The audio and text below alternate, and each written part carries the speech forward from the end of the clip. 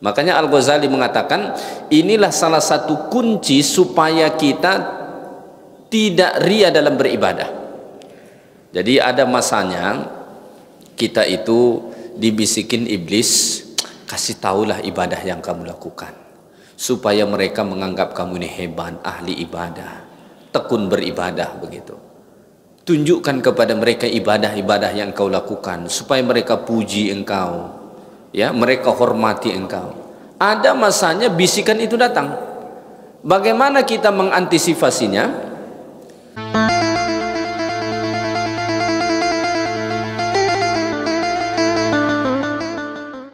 Bismillahirrahmanirrahim. Assalamualaikum warahmatullahi wabarakatuh.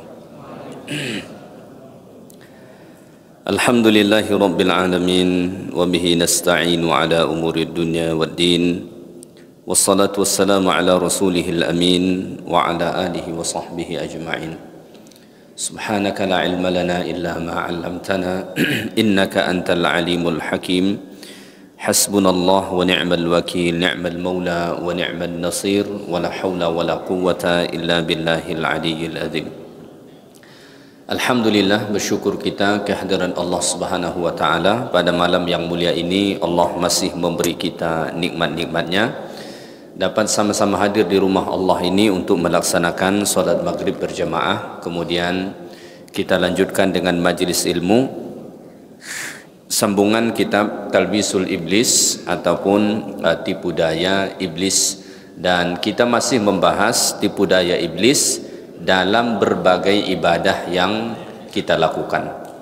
Jadi sebagaimana berulang kali saya sampaikan bahwa iblis itu berusaha melakukan tipu daya kepada kita hatta saat kita beribadah. Mafhum mukhalafahnya, kalau saat beribadah saja iblis berusaha untuk menyesatkan kita, apalagi kalau tidak beribadah. Baik, kita baca sambungan tentang tipu daya iblis bagi orang-orang yang berpuasa, terutama puasa sunnah, ya. Wa minhum man yukhbiru bima qad shama. Ada sebahagian orang yang kena tipu daya iblis itu, dia memberitahu tentang puasa-puasa yang telah dia lakukan. Fayaqul, sehingga ada orang berkata begini, al-yaum mundu 20 sanatan ma aftartu. Misalnya ada orang berkata begini, hari ini sejak 20 tahun yang lalu saya tidak pernah tidak berpuasa. Ya, ini bisa kita ambil contoh begini. Misalnya ada orang mengatakan kepada kita, katakanlah tentang puasa Senin Kamis, tentang puasa Senin Kamis.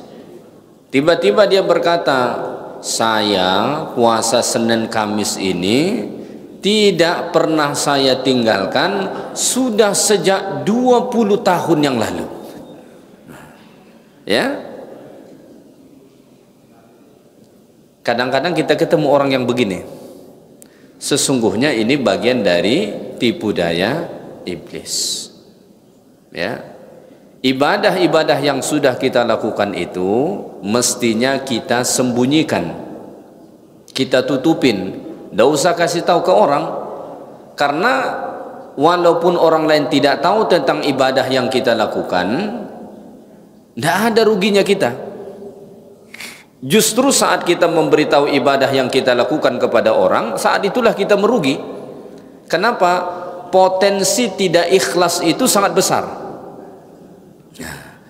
Makanya nanti di akhirat disebut dalam hadis Nabi sallallahu alaihi wasallam, nanti Allah akan berkata kepada orang-orang yang tidak ikhlas beramal ibadah. Kata Allah Ta'ala, pergilah minta pahala amalan yang kau lakukan kepada orang yang dulu kamu membanggakan ibadahmu ke dia. Kepada siapa dia dulu membanggakan ibadahnya? Ke teman-temannya misalnya. Allah perintahkan, pergi temui teman-temanmu itu, minta pahala dari mereka. Apakah mereka bisa memberi pahala? Kalau ada orang misalnya membanggakan atau menunjukkan ibadahnya kepada orang lain, Allah perintahkan, pergi temui dia, minta pahala dari dia. Apakah bisa mereka memberi pahala kepada kita? Tidak bisa. Makanya Al-Ghazali mengatakan inilah salah satu kunci supaya kita tidak ria dalam beribadah. Jadi ada masanya kita itu dibisikin iblis, kasih tahulah ibadah yang kamu lakukan supaya mereka menganggap kamu ini hebat, ahli ibadah, tekun beribadah begitu. Tunjukkan kepada mereka ibadah-ibadah yang kau lakukan supaya mereka puji engkau, ya, mereka hormati engkau.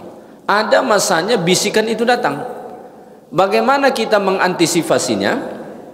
Salah satunya ingat hadis Nabi SAW yang tadi. Ingat bahwa kalau kita beribadah atau membanggakan ibadah kita kepada mereka, mereka nggak bisa ngasih apa-apa untuk kita.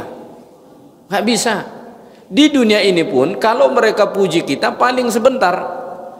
Tidak menutup kemungkinan hari ini dia puji kita, oh hebat ibadahnya ya, hebat puasanya ya. Tidak menutup kemungkinan besok dia sudah mencela kita. Ya kan? Begitu banyak orang yang hari ini dipuja-puji, besok sudah dicela, dihina. Maka rugi kita. Di akhirat lebih rugi lagi. Di akhirat lebih rugi lagi. Makanya orang yang paling merugi di akhirat itu orang yang sudah capek-capek beramal di dunia tapi nggak ada hasilnya. Seperti orang yang capek bekerja, berkeringat, berpanas-panasan begitu, banting tulang, nggak ada gajinya, rugi besar. Lebih rugi ketimbang orang yang nganggur, kan begitu. Orang kalau dia nganggur setidaknya dia nggak capek, nggak kepanasan begitu. Tapi kalau ada orang sudah berpanas-panasan, berkeringat, banting tulang, nggak ada gajinya, ruginya luar biasa. Maka di akhirat juga orang yang paling merugi itu orang-orang yang seperti itu. Dia sudah beramal, udah capek dia sebetulnya, tapi karena kemudian dia merusak amal itu sendiri atas bisikan-bisikan iblis, akhirnya merugi dari sana, ya. Jadi ada orang-orang seperti itu. Saya ketemu beberapa orang yang mirip-mirip begini. Tidak semestinya puasa, kadang-kadang zikir. Dia bilang ke saya, Ustaz, zikir ini saya sudah amalkan sejak 20 tahun yang lalu. Sejak saya umur 30 tahun, sekarang dia sudah hampir 70 tahun. Dia bilang, ini sejak umur 30 tahunan dulu, ini saya sudah amalkan. Kita tentu tidak ingin suudzon langsung kepada orang yang begitu. Tapi ini bagian dari indikasi orang yang terkena tipu daya iblis. Kita tidak boleh juga memastikan kepada orang-orang yang seperti itu langsung mengatakan, kau ini sudah kena tipu daya iblis. Nggak boleh juga. Tapi itu indikasi yang sering terjadi, orang kena tipu daya iblis itu demikian. Maka dia mengatakan, ya, al-yawma mundu 20 sanatan ma aftartu. Sejak 20 tahun yang lalu saya selalu puasa. Memang udah rutin ini katanya. Ya,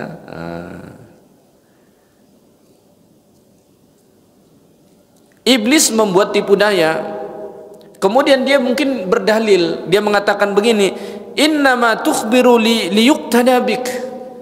Iblis bilang begini, jadi pintarnya iblis ini bukan main. Iblis bilang begini, kasih tahulah ibadahmu itu supaya mereka contoh kamu.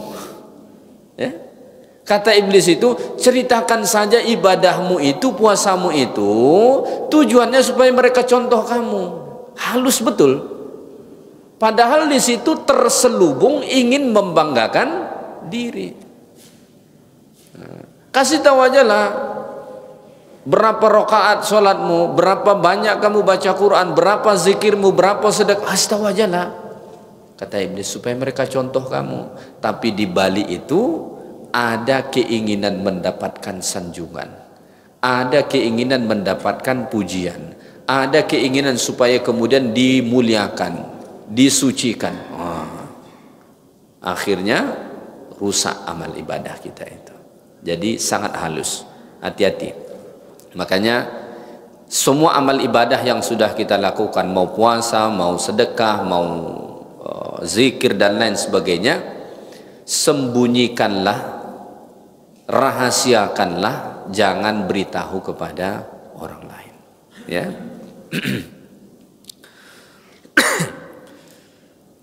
Qala Sufyan Ats-Tsauri rahimahullah, berkata Sufyan Ats-Tsauri rahimahullah, innal 'abda la ya'malu al-'amala fi sirr fala yazalu bihi syaitan hatta yatahaddath bihi fayantaqilu min diwani sirri ila diwani al-alaniyah.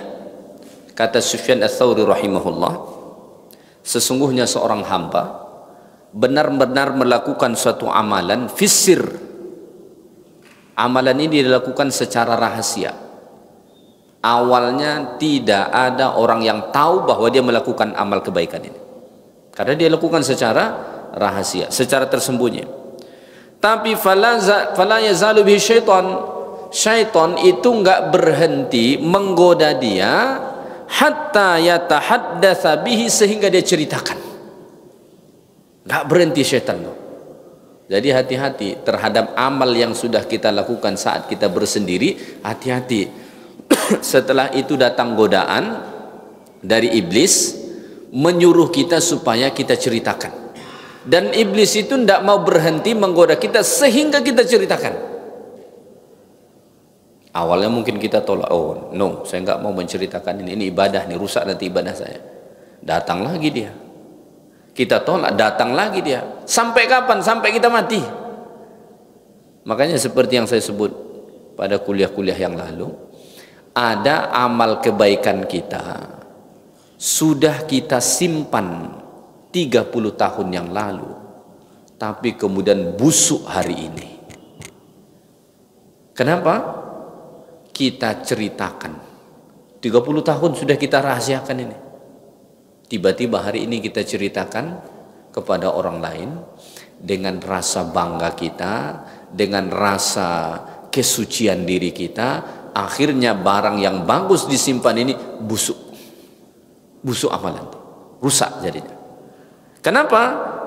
Karena dia sudah memindahkan amalan itu min diwani sirri ila diwanil alaniyah. Dia sudah memindahkan amalan dia itu yang asalnya tersembunyi menjadi terang-terangan.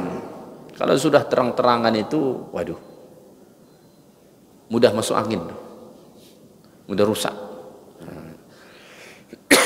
Dulu ada guru kami bilang begini, ya ungkapannya memang agak jorok sih kedengarannya. Dia bilang, lupakanlah melihat amal-amal kebaikanmu sebagaimana kamu tidak suka melihat kotoranmu setelah keluar dari dirimu. Kalau orang buang air besar, suka tidak dia nengok-nengoknya? Pasti nggak suka. Kita ingin buang secepat-cepatnya, kita sendiri tidak mau melihatnya. Kata dia, buatlah begitu. Walaupun perumpamaan itu agak kotor kedengaran, tapi sesungguhnya benar. Al-Ghazali mengatakan begini lagi. Kata Al-Ghazali, sembunyikanlah amal-amal kebaikanmu sebagaimana kamu menyembunyikan keburukan-keburukan. Kalau ada keburukan kita, pengen tidak kita orang lain tahu? Pasti nggak pengen. Kita semua ini pasti berdosa. Saya ada dosa, Bapak Ibu sekalian pasti ada dosa. Saya ada kesalahan, Bapak Ibu sekalian pasti ada kesalahan. Tapi kita nggak mau saling terbuka ini, ya kan? Kenapa? Ini keburukan kita tutupin. Walaupun kita sama-sama maklum bahwa masing-masing kita ada kesalahan, kita nggak mau. Tetap yang kita tunjukkan adalah kebaikan kita. Keburukan kita itu tidak mau, karena memang di agama juga dianjurkan jangan buka keburukanmu. Ada orang mengatakan, oh munafik itu pura-pura baik aja, itu buruk dia sebenarnya. Tidak begitu, bukan munafik itu namanya. Konsep munafik bukan di situ. Memang kalau dosa kita jangan diumbar, ditutupin. Kita berdosa iya, maksiat kita ada iya, tapi tutupin, nggak boleh kita ceritakan ke orang lain. Maka kata Al-Ghazali, sebagaimana engkau bersungguh-sungguh menutupi keburukan yang kau lakukan, begitulah engkau lakukan terhadap kebaikan-kebaikan, supaya selamat kebaikan-kebaikan yang kita lakukan tadi. Nah, karena kalau kita tidak bersungguh-sungguh menutupinya, mudah sekali rusak amal-amal kebaikan itu. Mudah sekali rusaknya. Kalau sudah kita umbar, apalagi seperti zaman sekarang, ya, adanya media sosial, adanya WhatsApp, macam-macam, waduh, makin cepat, ya, makin cepat. Akhirnya banyak amal ibadah yang dilakukan, kita menyangka nanti kita akan mendapatkan hasil pahalanya, ternyata zong semua, nggak ada hasilnya. Ya, simpan saja. Kita tidak merugi kalau orang lain tidak tahu amal kebaikan kita, nggak merugi. Justru kita untung orang lain tidak tahu amal kebaikan kita. Ya, baik. Kita lanjutkan. Wa fihim man 'adatuhu wa fihim man 'adatuhu shaumul itsnaini wal khamis. Ada juga orang yang kena tipu daya iblis ini, orang yang punya kebiasaan puasa Senin Kamis. Puasa pada hari Senin dan Kamis itu bagus, dan Nabi lakukan itu. Kenapa Nabi puasa pada hari Senin? Nabi pernah ditanya, kenapa Nabi puasa pada hari Senin? Nabi mengatakan bahwa itu hari kelahirannya, maka Nabi suka berpuasa pada hari kelahirannya. Nabi itu kan lahir pada hari Senin, makanya Nabi puasa pada hari Senin. Sedangkan hari Kamis disebut dalam salah satu hadis, hari Kamis itu hari di mana diangkat amal kebaikan kita per minggu. Jadi amal kebaikan kita itu ada yang diangkat kepada Allah per minggu, ya, ada juga yang per tahun, ada yang per bulan, dan juga ada yang per tahun. Jadi per minggu itu diangkat amal kebaikan kita kepada Allah itu pada hari Kamis. Maka Nabi mengatakan, saya suka saat diangkat amal kebaikanku kepada Allah, saya sedang berpuasa. Makanya Nabi puasa pada Senin dan Kamis. Bagus. Cuma dalam amal yang bagus ini ada orang yang kena tipu daya iblis. Bagaimana contohnya? Sangat halus. Misalnya fa idza du'iya ila ta'am. Misalnya dijemputlah dia untuk jamuan makanan, ya, dijemput untuk jamuan makanan. Apa jawaban dia? Jawaban dia, al-yaumal khamis. Dia bilang, ini hari Kamis loh. Ya, dia bilang ini hari Kamis. Dia tidak mengatakan saya puasa, enggak. Dia mengatakan, ini hari Kamis loh. Apa maksud dia di situ? Dia ingin menekankan bahwa inni asumu kulla khamis. Dia ingin memberitahu saya setiap hari Kamis itu puasa. Makanya bahasa dia tidak menjawab saya sedang puasa ini. Enggak begitu jawaban dia. Jawaban dia, hari ini hari Kamis loh. Maknanya dia hendak memberitahu bahwa setiap hari Kamis dia puasa. Dia ingin memberitahu kepada orang-orang, ya, terutama kepada orang yang ngundang dia, saya kalau setiap Kamis itu pasti puasa, begitu. Halus sekali sisi dia membanggakan itu. Halus sekali. Kalau orang yang tidak merenungkan ini, dia nggak nampak itu. Dia nggak nampak. Tapi kalau kita renung, kita haluskan lagi, akan kelihatan bahwa memang maksud dia di situ ingin membanggakan puasa yang dia lakukan setiap hari Kamis. Bahaya, rusak. Jadi kalau misalnya kita puasa sunat, katakanlah puasa sunat hari Kamis, lalu kemudian ada teman kita jemput untuk jamuan, bagaimana sikap kita? Sikap kita datangi dan makanlah. Kenapa? Kata para ulama, tidak ada kewajiban menyempurnakan puasa sunat. Itu kan puasa sunat. Tidak ada kewajiban menyempurnakan puasa sunat. Tapi jangan gara-gara ini kita tahu kawan ini setiap Kamis dia puasa, kita kerjain. Udah setiap Kamis kita buat jamuan ya, biar dia nggak puasa. Itu kurang ajar namanya itu. Nah, itu mau ngerjain teman namanya itu. Tapi kalau misalnya ada hari Kamis jamuan, walaupun kita rutin nih setiap hari Kamis misalnya puasa, sikap terbaik apa? datangin dan nikmati jamuan itu.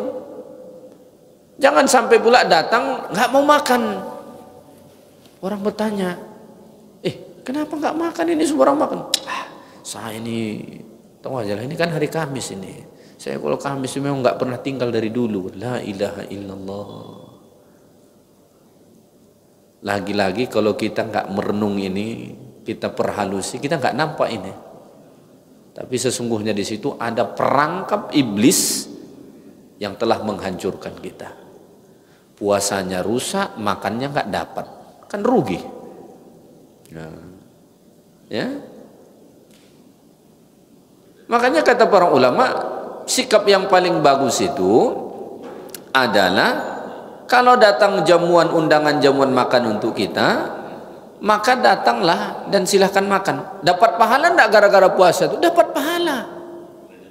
Cuma memang pahalanya tidak sempurna. Kenapa? Enggak full sampai sore. Tapi udah dapat pahala sudah. Ya. Bahkan saat dia berniat untuk puasa sunat itu pun dia sudah dapat pahala.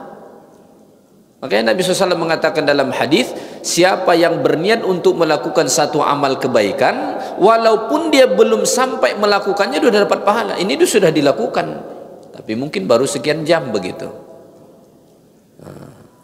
Cuma beda kasus kata para ulama, yang nggak boleh tuh begini. Udah tahu dia besok ada undangan hari Kamis, masih tetap milih puasa di pagi hari, itu tidak boleh. Ini maksudnya undangan ini undangan mengejut. Ya, bukan undangan yang sudah tahu kita Kamis itu ada jamuan lalu berlagak lagi di puasa dari pagi. Enggak begitu. Kalau kita sudah tahu jadwal hari Kamis itu misalnya ada undangan jamuan makan khusus, maka dari pagi nggak usah puasa. Tapi kalau misalnya tiba-tiba jam 10 pagi kita ditelepon teman, dia bilang, saya baru landing di Pekanbaru nih, yuk makan ke ini rumah makan Melayu Fatin yang di Simpang 3. Datang enggak? Datang dong. Walaupun kita lagi puasa, iya, datang. Itu sikap yang lebih utama.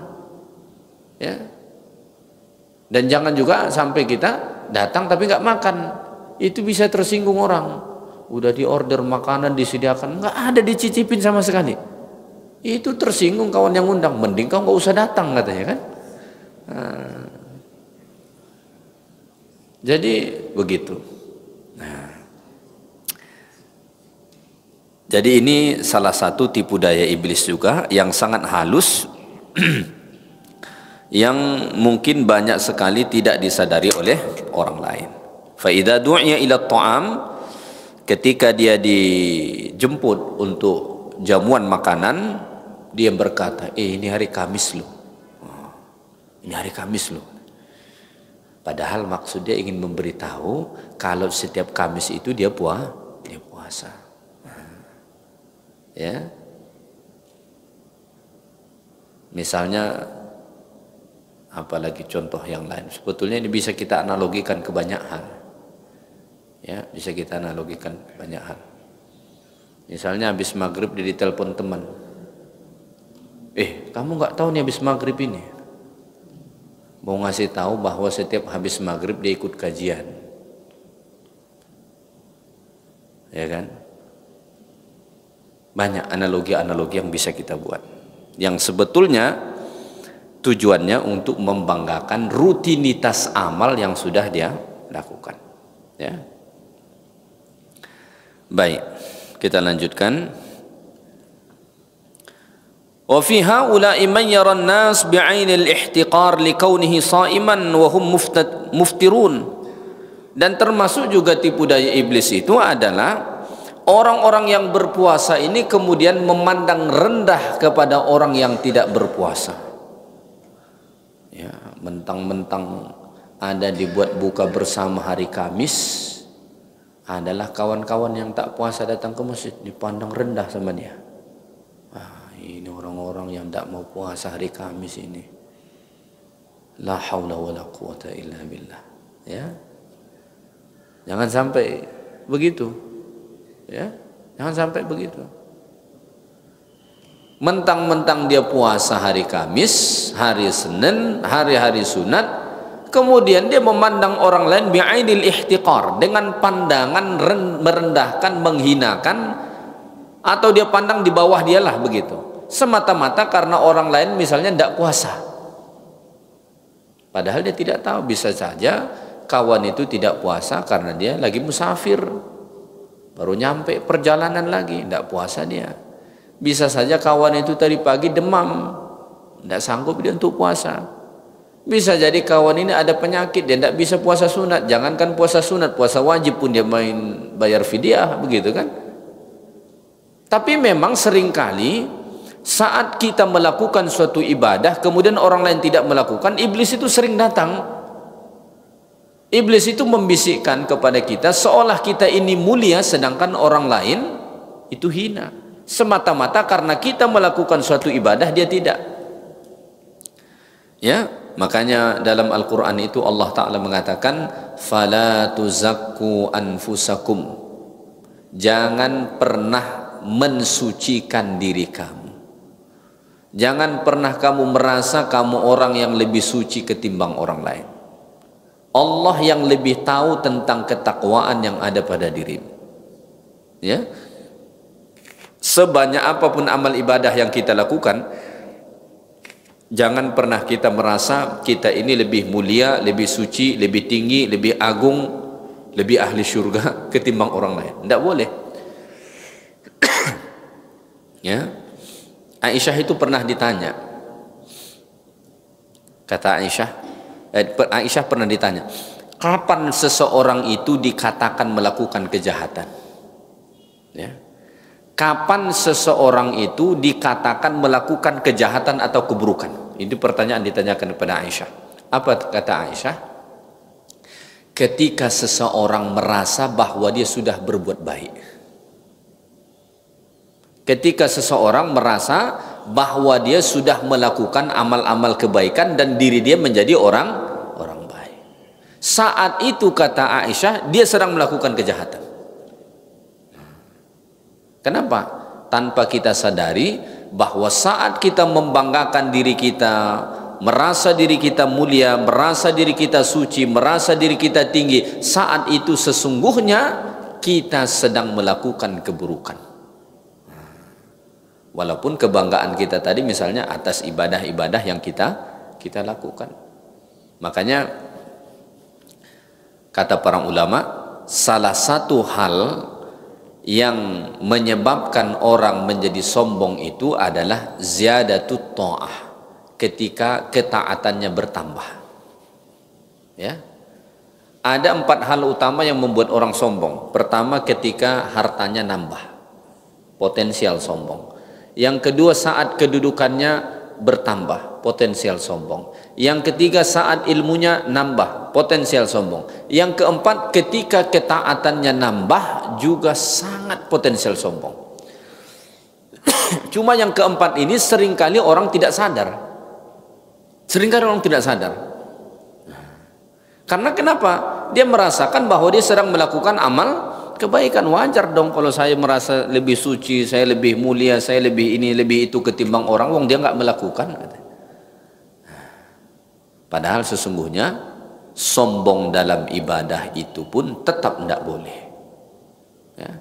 Sombong dalam ibadah itu pun tetap tidak diperbolehkan. Tidak layak kita untuk menyombongkan ibadah kita. Baik. Termasuk juga orang yang kena tipu daya iblis itu, wa minhum man yulazimus shaum wa la yubali ala madza aftara. Ada orang yang senantiasa berpuasa tapi dia tidak memperhatikan dengan makanan apa dia berbuka. Makanannya nggak peduli dia. Yang penting puasa katanya. Mau halal, mau haram, mau syubhat makanan itu makan aja lah. Yang penting puasa. Ya. Bahkan iblis membisikkan ke dia, tidak apa-apa, makan aja itu yang haram. Karena puasamu ini menyebabkan dosanya diampunkan. Pandai pula dia. Ya. Ada juga orang yang kena tipu daya iblis itu, dia berpuasa tetapi tidak meninggalkan ghibah. Menggibah aja kerjanya. Menggibah itu apa? Menceritakan orang saat dia tidak bersama dengan kita, dan seandainya dia mendengar tahu tentang apa yang kita sebut dia tidak suka, itu ghibah namanya. Ngatain orang aja kerjanya, ya. Dia puasa, tapi itu puasa yang kena tipu daya iblis. Maka puasa itu, kata para ulama, ada yang membatalkan puasa dan ada yang membatalkan pahala puasa. Kalau membatalkan puasa itu misalnya makan minum, berhubungan suami istri, keluar air mani dengan sengaja, itu batal puasa. Puasanya batal. Tapi ada yang membatalkan pahala puasa. Puasanya secara fikih tetap sah, tapi dia nggak dapat pahala. Salah satunya apa? Menggibah.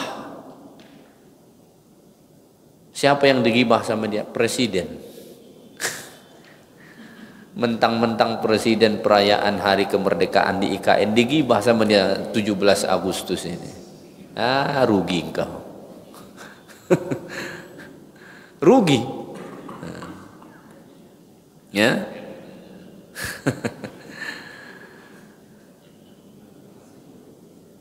Orang yang digibah itu salah satu orang yang paling beruntung. Banyak dapat pahala dia walaupun dia tidak beramal. Setiap kali kita gibah dia dapat transferan pahala. Ini di musim-musim politik ini kadang-kadang gibah itu luar biasa. Ya. Antar pendukung saling menggibah calon. Pokoknya full dah gibah isinya. Hati-hati, tanpa kita sadar kena rampas semua pahala kita. Puasa hari Kamis, menjelang berbuka puasa menggibah aja sampai berbunyi beduk, habis puasa tuh, habis pahalanya. Belum berbuka udah habis pahalanya. Makanya tahan-tahan aja lah, walaupun nafsu kita bergejolak, ini tahan aja lah, ya, ditahan-tahan aja, jangan sampai kita rugi. Kita ini menggibah orang sampai bebuih pun mulut kita, tidak ada efek sama dia. Ya? Ada misalnya orang berbuih mulut dia menggibah Jokowi, ada efek nggak sama Jokowi itu? Nggak ada efek sama sekali. Ada orang berbuih mulut dia menggibah si Anies, ada nggak efek sama si Anies? Nggak ada. Yang ada mereka dapat pahala. Dia orang Riau, tapi sibuk membicarakan Jakarta. Yang di Riau aja tak beres, ngapain pula sibuk urus Jakarta? Kejauhan. Jadi hal-hal yang seperti itu yang mungkin kita merasa sudah lumrah dilakukan, sebenarnya itu adalah perbuatan yang merampas pahala puasa kita, dan itu bagian dari tipu daya iblis. Iblis itu buat kita, jiwa kita bergejolak, udahlah omongin aja lah, ceritakan aja lah. Akhirnya kita pun mulai habis semua. Karena memang tujuan iblis itu, kalau dia tidak bisa menghalang kita melakukan puasa, setidaknya orang ini tak dapat pahala. Itulah tujuan dia. Kalau dia nggak bisa menghalangi kita dari berpuasa, minimal usaha dia bagaimana supaya kita nggak dapat pahala dari puasa yang kita lakukan. Makanya Nabi mengatakan, kam min sha'imin laisa lahu min siyamihi illa al-ju'i wal 'atash. Sangat banyak orang berpuasa, tidak ada yang dia peroleh dari puasa itu kecuali cuma lapar dan haus saja. Lapar dia dari pagi sampai petang, haus dia pagi sampai petang. Nggak ada yang dia dapat kecuali itu. Pahala nggak ada. Kenapa? Suka menggibah. Udah kakek-kakek masih menggibah, Jokowi aja kerja dia. Udahlah itu. Dia pun tinggal 2 bulan lagi nih. Biarkan aja lihat di pensiun. Jangan gibahnya lagi. Nanti naik pula si Prabowo, digibah lagi sama dia. Tak habis-habis. Biarkan aja lah. Doakan mudah-mudahan mereka membawa bangsa ini ke arah yang lebih baik. Ya. Makanya kata para ulama begini, kalau engkau caci pemimpinmu itu, besar kemungkinan gak akan berubah mereka. Tapi kalau engkau doakan mereka, besar kemungkinan Allah bisa beri petunjuk kepada mereka untuk mengubah mereka. Tapi kalau ini disampaikan gak sesuai dengan nafsu para oposisi. Oposisi gak senang dengan itu tuh. Walaupun benar, tapi nggak senang. Kenapa? Namanya juga oposisi. Saya bukan pendukung atau oposisi, tidak. Maksudnya jangan sampai kita terjebak di situ, rugi kita di akhirat. Ya, rugi kita di akhirat.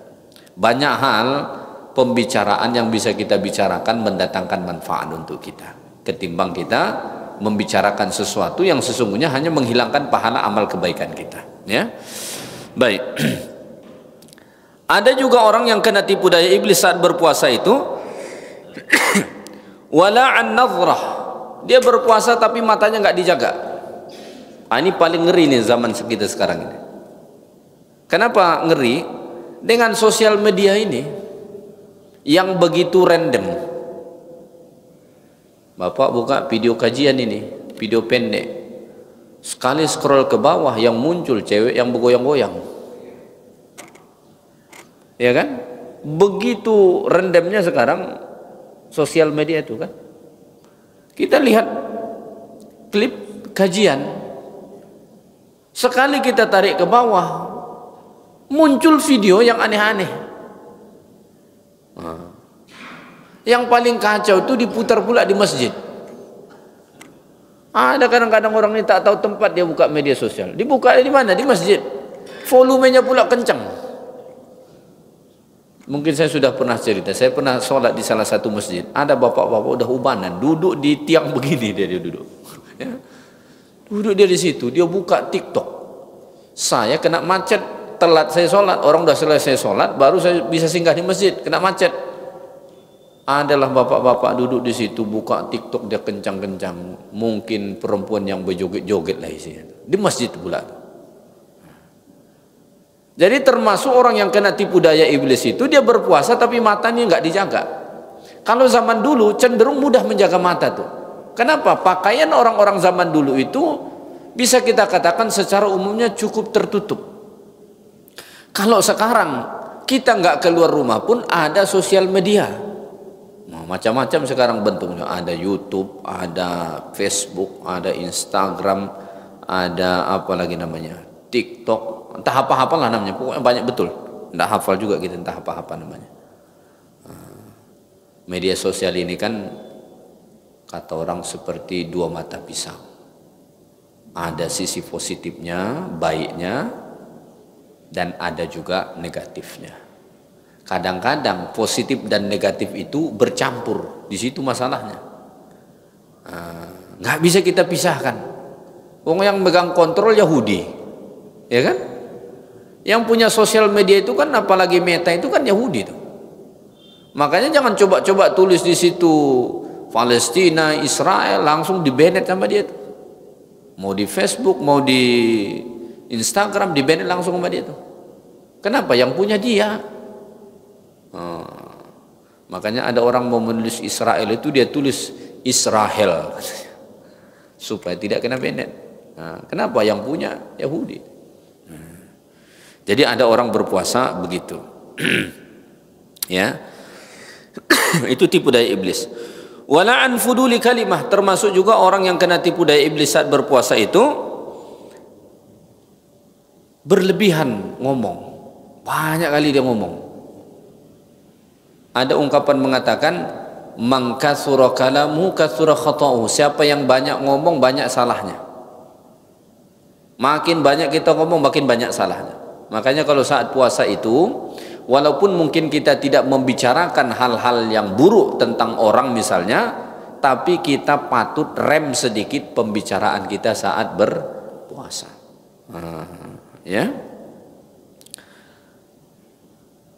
Wa qad khayyala lahu iblisu anna shaumaka yadfa'u ithmaka wa kullu hadha minat talbis. Saat orang yang berpuasa tadi melakukan semua yang telah disebutkan tadi, iblis itu membisikkan ke dia, enggak apa-apa. Puasa ini kan penghapus dosa. Nggak apa-apa kamu lakukan itu. Puasamu ini sudah menghapus dosa-dosamu yang tadi. Ghibahmu itu, ya, pandangan matamu itu sudah dihapus oleh puasamu ini. Jadi nggak apa-apa. Nah, padahal yang ada merugi, hilang pahala puasa tersebut, ya, tidak ada hasil yang diperoleh oleh dia. Baik, selesai kita membahaskan tentang tipu daya iblis untuk ibadah puasa. Banyak sekali tipu daya iblis itu bagi orang-orang yang berpuasa, sebagaimana sudah kita bahaskan pada kuliah yang lalu dan juga malam ini. Maka saat berpuasa hati-hati, ya, saat berpuasa hati-hati, kita kena perangkap tipu daya iblis. Baik, kita lanjutkan. Tipu daya iblis bagi orang yang melakukan ibadah haji. Saat haji ini pun banyak tipu dayanya. Yang sengaja nipu pun ada. Jadi iblisnya dia. Iya. Apa salah satu yang paling sering tipu daya yang menipu saat haji? Salah satunya adalah badal haji. Badal haji itu pengganti haji. Jadi kalau misalnya dulu orang tua kita meninggal nggak sempat haji karena mungkin dulu hidup juga susah atau kesempatan tidak ada, maka kita sebagai anak itu boleh membuat badal haji untuk mereka, ya. Atau misalnya ada orang tua kita mau pergi haji tapi sudah nggak sanggup, sudah terlalu sepuh, jalan pun udah nggak bisa, lalu gimana? Dibadalkan. Yang membuat badal haji ini, mohon maaf, tentu tidak semua. Ada sebahagian itu bukan ditipu daya iblis, dia yang jadi iblisnya. Bagaimana caranya? Ditawarkanlah harga yang murah. Badal haji per orang cukup 10 juta. Akhirnya orang pun daftar, banyaklah mau buat badal haji. Yang membadalkan berapa? Dia sendiri. Nggak boleh. Badal haji itu hanya untuk satu orang, hanya bisa membadalkan satu orang. Nggak bisa misalnya saya badalkan 10 orang, nggak bisa. Kalau saya membadalkan orang haji, cuma satu yang bisa saya badalkan. Makanya biayanya nggak mungkin cukup 10 juta, biayanya harus lebih dari itu. Sama dengan biaya haji. Atau mungkin agak kurang sedikit bagi mereka yang mukim di Mekah yang melakukan, karena tidak kena tiket pesawat, begitu. Jadi itu banyak kejadian di musim haji. Nanti disiapkanlah nama-namanya, fotolah dia. Fulan ada fotonya, fulan ada fotonya, tapi udah ditulis nama-nama semua itu. Fotolah dia berganti-ganti dikirim. Baik, waktu kita sudah habis. Insya Allah kita akan sambung membaca tipu daya iblis bagi orang-orang yang sedang berhaji, ya. Insyaallah kita sambung pula pada kuliah akan datang. Subhanakallahumma bihamdik asyhadu an la ilaha illa anta astaghfiruka wa atubu ilaik. Assalamualaikum warahmatullahi wabarakatuh.